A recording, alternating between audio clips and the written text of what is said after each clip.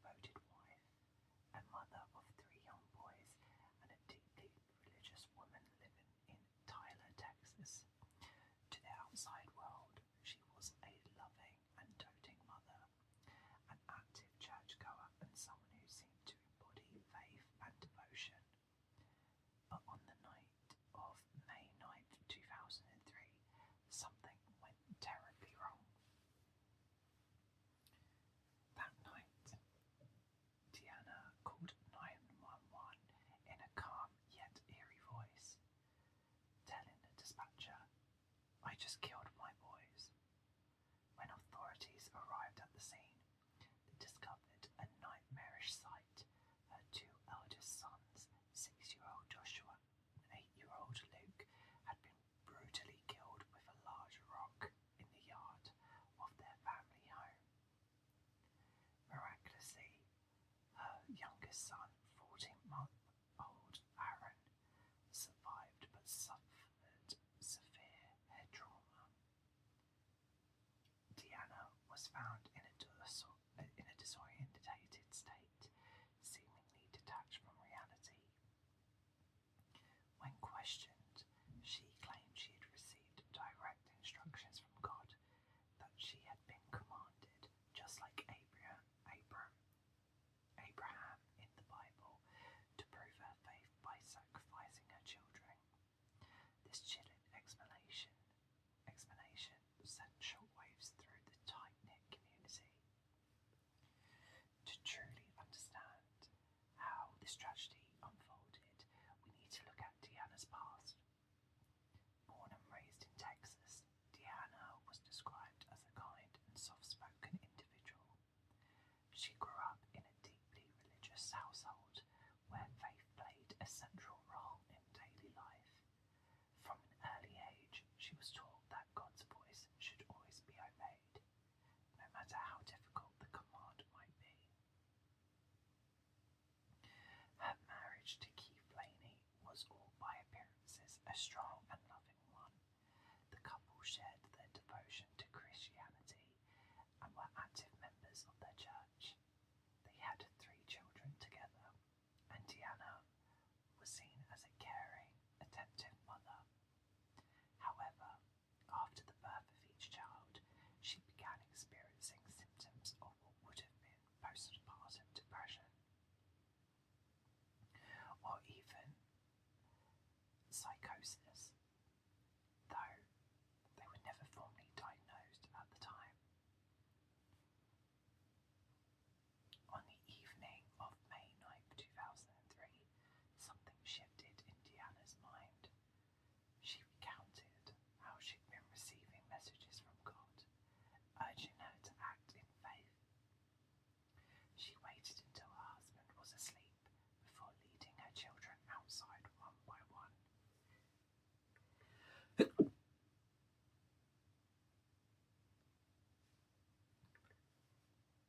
Sorry, sneezed.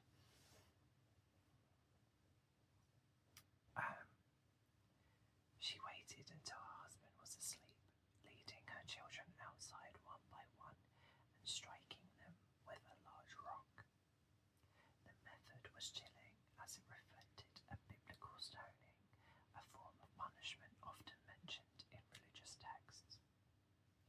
Afterwards, she made a 911 call that would forever change the course of her life. One of the most critical aspects of this case is the role of postpartum psychosis, a severe mental illness that can affect new mothers. Unlike postpartum depression, which involves sadness and anxiety, postpartum psychosis can cause hallucinations, delusions, paranoia, and extreme detachment from reality. Deanna's case bore striking similarities to that of Andrea Yates, a Texas mother who drowned her 5 children in 2001. Both women claimed they were carrying out God's will, and both had histories of untreated mental illness. Experts believe that a combination of the hormonal shifts, stress, and underlying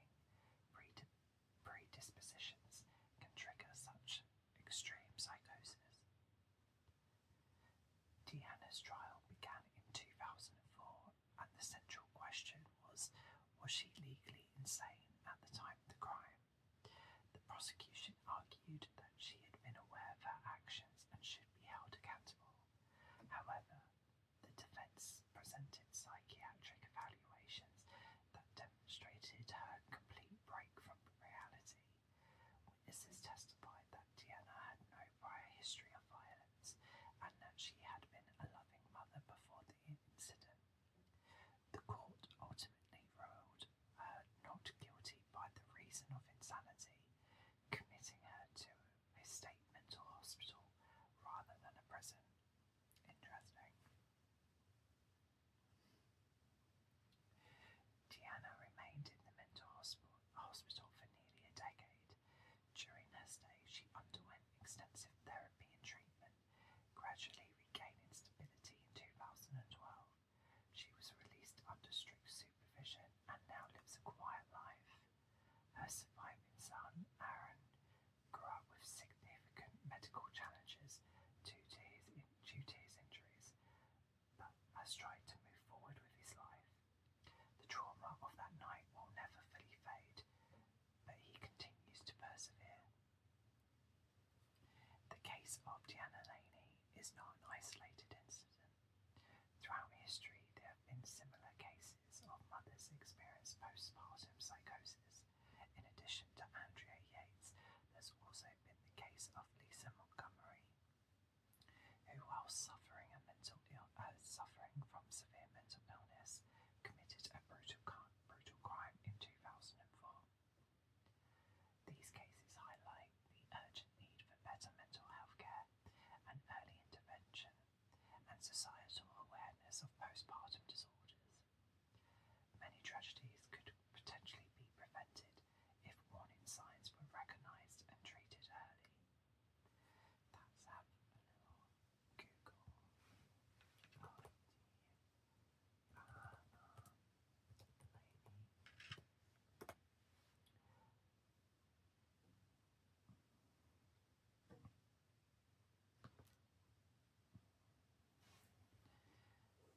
Delusional urgings from God prompted a Texas mother to kill 2 of her 3 children without remorse, according to 3%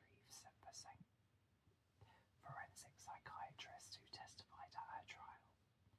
The psychiatrist discussed their opinions in this case and contrasted it with other high-profile maternal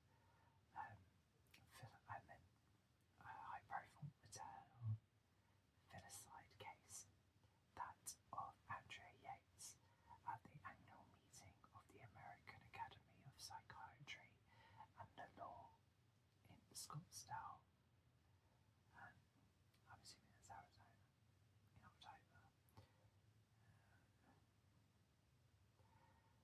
When he interviewed Laney, Reed learned that she believed she'd been receiving urgings from God to kill her children for several days before the attacks. Within her delusional system, God showed her that if she didn't do this, things would be worse, said Reed. He said that Laney believed she eventually would have had to strangle her children or kill them in a way she perceived to be more brutal if she denied God's initial instructions. Reed diagnosed Laney with delusional disorder, grandiose type manifested by religiosity and communication with God. In Texas, the insanity defense rests on whether the defendant has knowledge that the act he or she committed was wrong. Reed advised the court that due to her severe mental illness, Laney did not know her conduct was wrong. Philip Resnick, MD, who served as an expert witness for the defence, agreed with Reed and described Laney as a loving mother who had homeschooled her children. He is a professor of psychiatry at Case Western Reserve University, School of Medicine in Cleveland, and director of Case Western's Division of Forensic Psychiatry. Resnick interviewed Laney for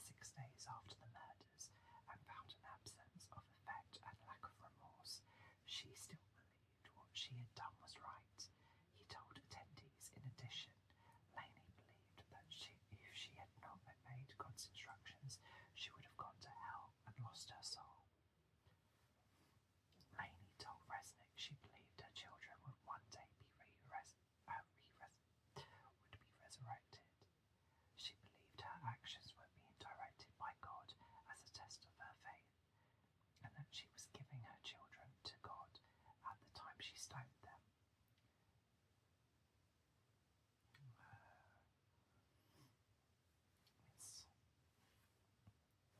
I'm a bit horrified that she's been let out, if I'm honest. Like, it's a tricky one because part of me understands the postpartum psychosis, and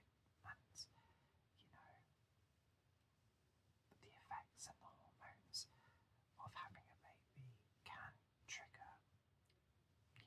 I do get that. But this woman killed two of her children and almost killed and wanted to kill her third by some miracle, for enough better of the word, that Aaron survived. 14 months old, I believe he was, and he managed to survive, not without consequence, but still. And for days after, she still believed she did the right thing. Now, it would be interesting to know now if she still believed she did the right thing. I'm assuming she doesn't, because they wouldn't have let her out if she was still going around saying that, it was the right thing. But she still killed two people, and only served, a decade, if that. I'm sorry, but something about that doesn't sit right with me. What do you think? I'd be so interested to know your thoughts on this, because this one's baffled me already.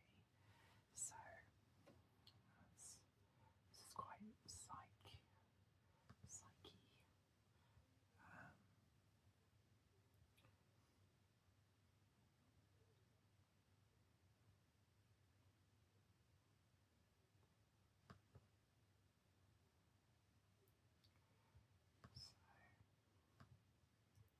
NBC News says mother who stoned sons to death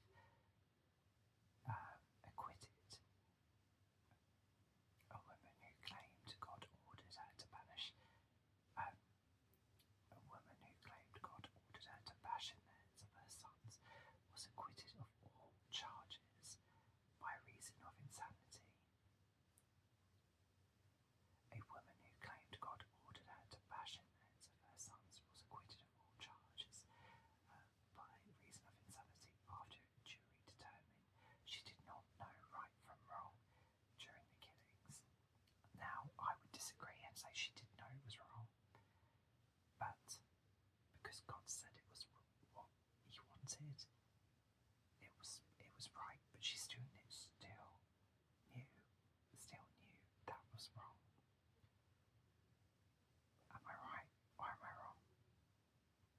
I still think she knew it was wrong, but God said to do it, so she did it. Still knew it was wrong though.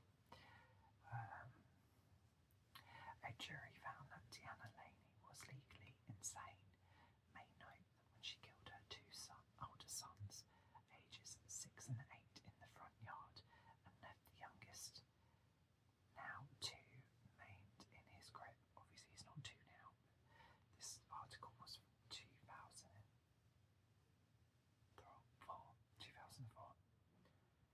Laney broke into tears as the verdict was read. Her husband, Keith Laney, sat solemnly with his head down. A few jurors cried and struggled to maintain their composure. State law allows Laney to be committed to a maximum security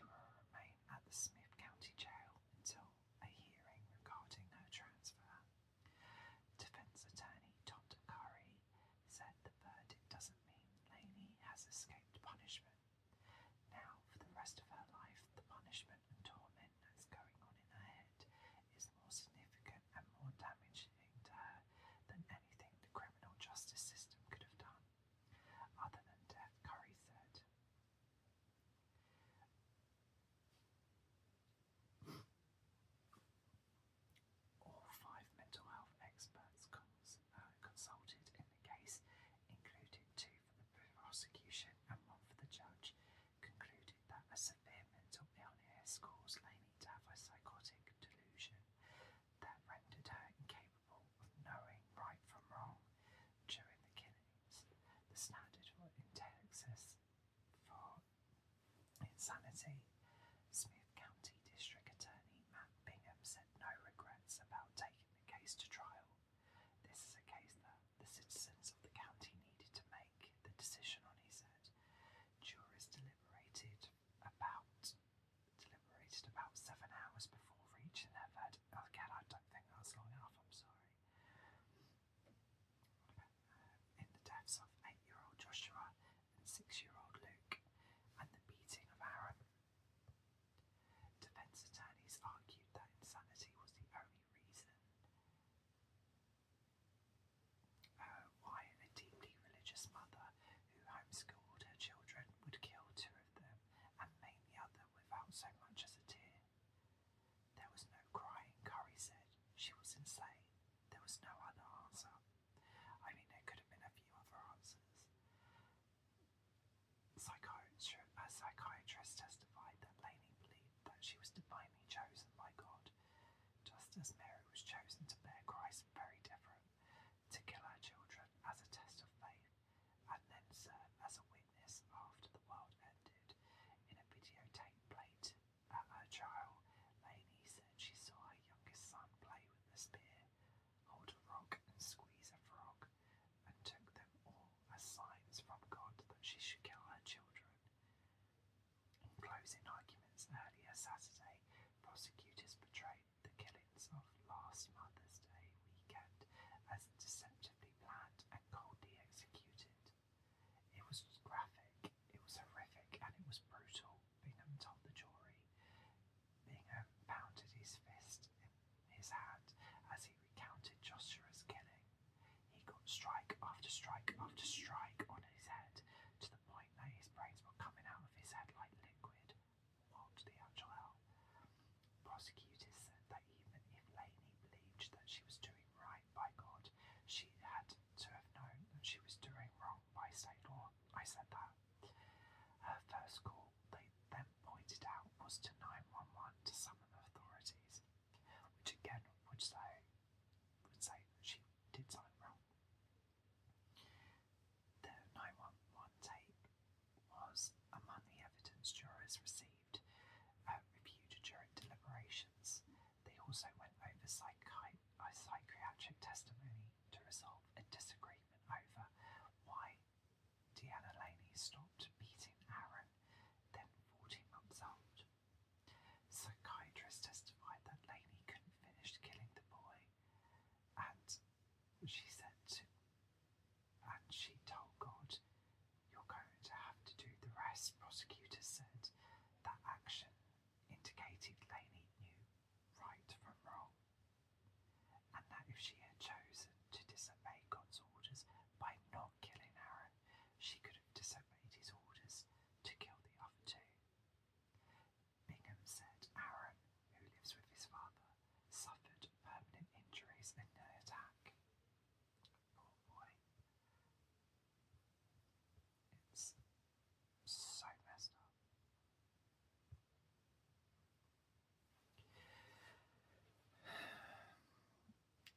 But this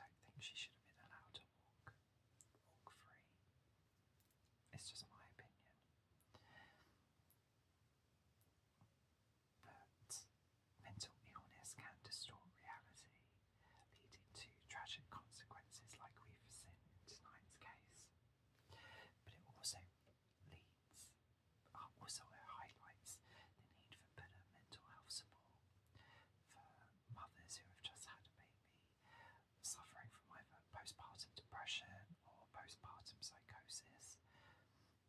Both need treatment and support. But this is an interesting case by no means, and I'd be interested to hear your thoughts on the case and what you think. Do you think justice was served? Do you think she should have been kept in prison? Let me know what you think. Also, if you have any other cases that you would like me to cover, then please don't hesitate to leave them in the comments below. Thank you for joining me tonight for this really unsettling but important discussion. If you found this case